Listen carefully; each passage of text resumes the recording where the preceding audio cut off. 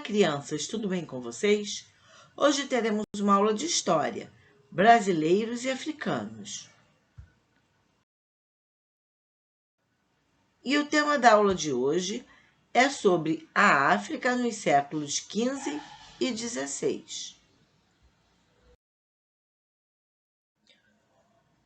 O êxito da colonização portuguesa e espanhola da América pode ser explicado por alguns fatores. A presença no continente de matérias-primas de importante valor econômico para os europeus foi sem dúvida um elemento fundamental para a decisão deles de explorar e, posteriormente, ocupar os territórios americanos. A busca por ouro, prata, metais preciosos e terrenos adequados para o plantio de cana-de-açúcar instigou as coroas ibéricas a desenvolver a empresa ultramarina. Para explorar as riquezas naturais de suas novas colônias, Portugal e Espanha adotaram mecanismos distintos. Na América Espanhola sobressaiu a escravização da mão de obra indígena, submetida por meio da mita e dos repartimentos.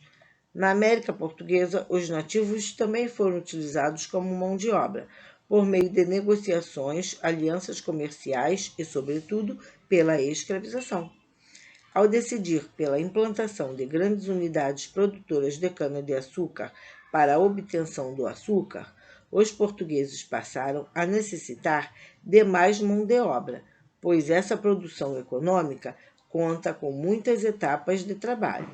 A mão de obra indígena se tornava cada vez mais difícil.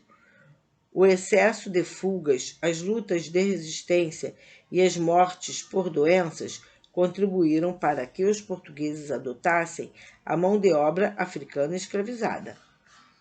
Eles decidiram, então, replicar o modelo adotado no arquipélago da Madeira, que já utilizava escravos desde o século XV, justamente em lavouras de cana-de-açúcar. Assim, grande parte do êxito da empresa colonial portuguesa na América deveu-se à exploração de trabalhadores africanos escravizados.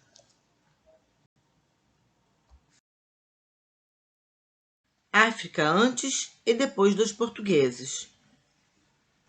As formações sociais, econômicas, culturais, políticas e religiosas são muito distintas entre as regiões africanas. No âmbito da religião, após os séculos VII e VIII, vários povos aderiram ao islamismo, como os que habitavam o Maghrebe e o Egito, ao norte do Saara, além do reino de Gana e do Império Mali, ao sul do deserto. Outros se converteram ao judaísmo, Etiópia. Outros tantos foram cristianizados. A própria Etiópia, em tempos posteriores à adoção do judaísmo, e ainda muitos mantiveram suas crenças ancestrais.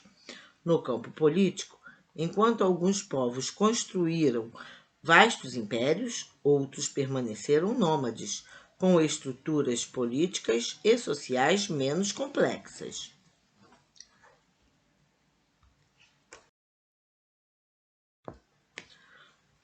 Os povos mais afetados por esse novo contato foram os situados na costa atlântica, na costa do Oceano Índico e os que estavam envolvidos com as rotas comerciais de produtos valiosos, em especial o ouro e os trabalhadores escravizados.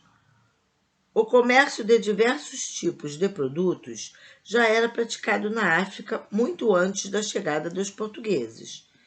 Nem poderia ser diferente, pois a África, assim como os outros continentes, era habitada por povos distintos que mantinham contato uns com os outros, trocando mercadorias e integrando as culturas, estabelecendo alianças, travando guerras e negociando com povos de outros continentes. Muitos povos da África já faziam trocas comerciais com habitantes da Europa, do Oriente Médio e da Ásia.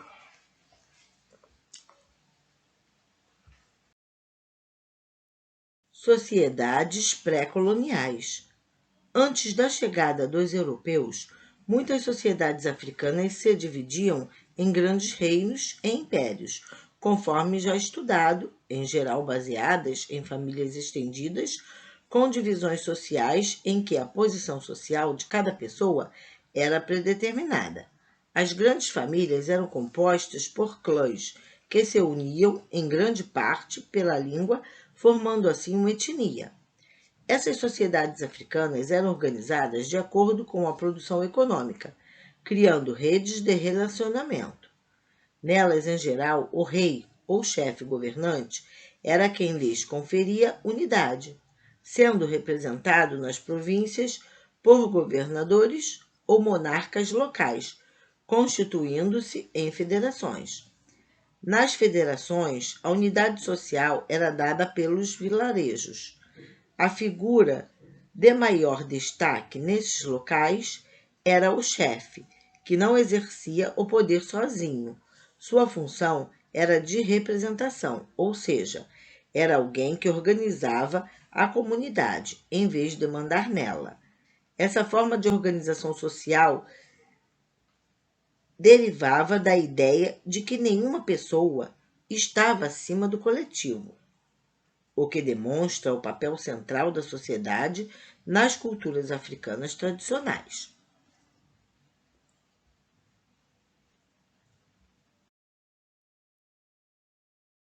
A noção de coletividade se refletia na relação com a terra, considerada patrimônio de todos.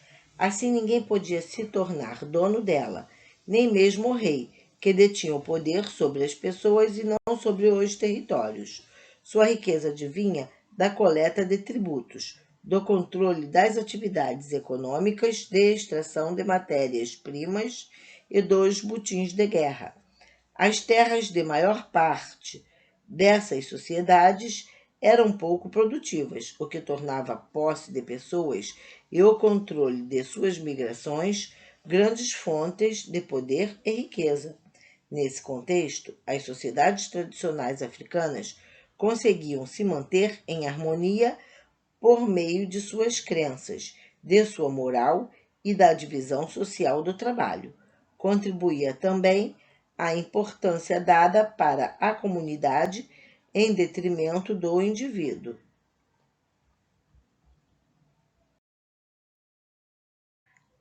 A chegada dos portugueses e de outros europeus durante o século XVI abalou a organização de muitos dos povos da África, em especial da África Negra ao sul do deserto do Saara. O Golfo da Guiné marcou o limite das ações de franceses e ingleses, mas não dos ibéricos, que concentraram sua atenção no lucrativo comércio de ouro e escravos ao longo do litoral do Atlântico Sul.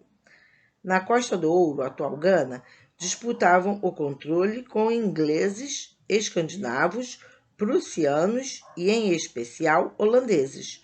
Na Costa dos Escravos, região do atual Togo, Benin e Nigéria Ocidental, os portugueses se reuniram a mercadores judeus e locais para traficar escravos. Na costa índica, os portugueses se aliaram ao reino de Etiópia, que era cristão, e ao império de Manomatapa, onde controlaram as minas de ouro.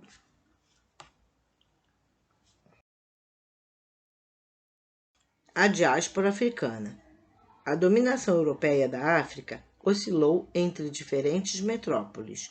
Portugal, Espanha, Holanda, Inglaterra e França foram os que mais alternaram no controle de importantes regiões comerciais. Iniciada no litoral, a dominação foi avançando para o interior do continente, com maior destaque para os conflitos entre portugueses e holandeses pela posse das regiões comercializadoras de escravos. Ainda na primeira metade do século XVII, a Holanda, por meio da Companhia Holandesa das Índias Orientais e da Companhia Holandesa das Índias Ocidentais, conseguiu superar Portugal e controlar as feitorias mais importantes antes comandadas pelos portugueses. Os portugueses começaram a traficar escravos no século XV para abastecer de mão de obra as plantações de cana-de-açúcar do arquipélago da Madeira. A produção de açúcar na América, iniciada nas primeiras décadas do século XVI, levou-os a aumentar o fluxo de africanos escravizados. Dali em diante, as redes de comércio transatlântico dinamizaram todas as zonas ligadas a ele, das regiões do interior da África, onde as pessoas eram capturadas e escravizadas, passando pelas feitorias dos litorais Atlântico e Índico, até os pontos de destino na América, incluindo a América do Norte, as Antilhas e ainda, que em menor escala, a América Espanhola. Essa disputa pelos escravos foi impulsionada com mais vigor a partir do século XVII, com o crescimento da demanda na América. O aumento das unidades produtoras de açúcar fez crescer a necessidade de trabalhadores que cumprissem todas as etapas de produção, cujo ápice ocorreu no final do século XVIII. Para suprir essas necessidades, os portugueses ampliaram o comércio com as regiões exportadoras de escravos da África Ocidental.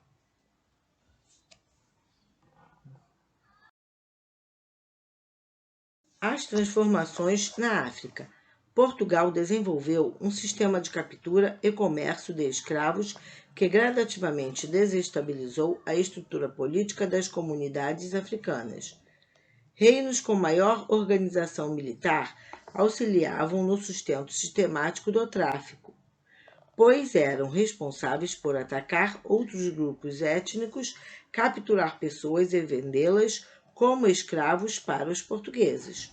É importante lembrar que a escravidão na África já era praticada desde a antiguidade, sendo uma herança dos romanos, ainda que em outros moldes, que se perpetuou. A escravidão era principalmente um espólio de guerra, isto é, consistia em se apoderar dos inimigos de guerra e escravizá-los. Porém, o que ocorreu no continente africano a partir do século XV foi a elaboração de um sistema econômico composto por redes transatlânticas de exploração e comércio dos seres humanos para diferentes fins. A retirada do continente de homens e mulheres em idade reprodutiva, como também de crianças de ambos os sexos, afetou o crescimento demográfico, o que resultou na queda das atividades econômicas locais, como no comércio, nas práticas agrícolas e pastoril e na metalurgia.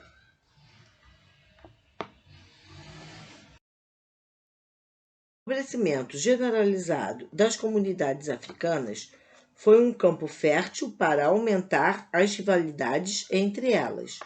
Para tirar proveito, os portugueses facilitavam o acesso às armas de fogo e estimulavam as guerras.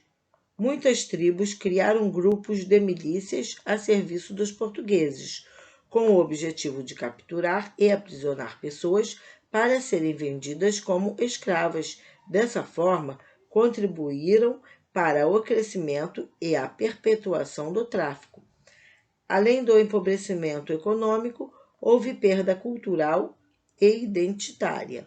As pessoas escravizadas eram separadas de seus familiares e grupos étnicos. A consequência foi a extinção de hábitos culturais e línguas, um conjunto de valores e práticas que fazem um indivíduo pertencer a um grupo social.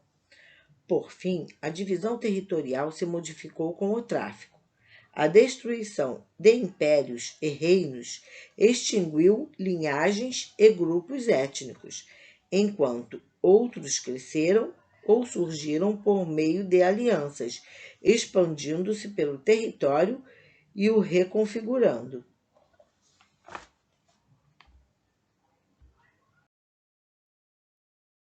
O recadinho de hoje sobre a África nos séculos XV e XVI. Espero que tenham entendido, que tenham gostado do vídeo. Deem um like, se inscrevam em meu canal e até o próximo vídeo.